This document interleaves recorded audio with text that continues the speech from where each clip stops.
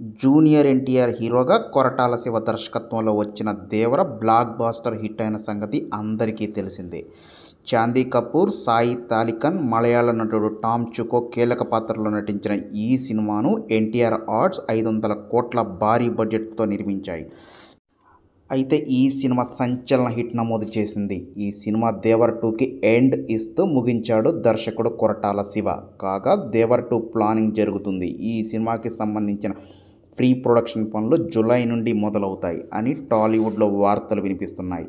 ఈలోగా దేవర్ 2 రిలీజ్ పోస్టర్ను రిలీజ్ చేయడానికి ప్లాన్ చేస్తున్నాడట కొరటాల శివ.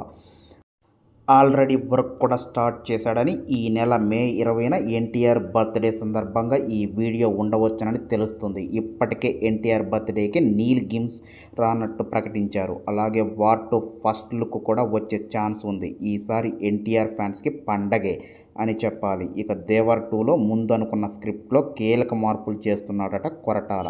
ముఖ్యంగా దేవరకు సంబంధించిన ఫ్లాష్ బ్యాక్ ఎపిసోడ్ని పీక్స్లోకి ప్లాన్ చేస్తున్నాడట. అలాగే ఈసారి సైజ్తో పాటు మరో విలన్ కూడా బాబీ డ్యూయల్ని రంగంలోకి దించుతున్నాడని తెలుస్తుంది. అయితే ఈ సినిమా రెగ్యులర్ షూటింగ్ కాస్త సమయం పట్టేలా ఉంది.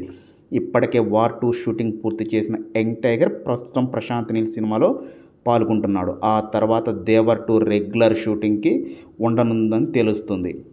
అయితే ఈ సినిమా ఎన్ని కోట్లు కలెక్ట్ చేస్తుందో థియేటర్లు దద్దరిల్లుతాయో చూడాలి మరి. సో ఈ సినిమా ప్రశాంత్ నీల్ మూవీ తర్వాత ఉండొచ్చని అందరూ ఊహాగానాలు సినీ వర్గాలు తెలుపుతున్నాయి. అయితే లెట్స్ వెయిట్ అండ్ సీ.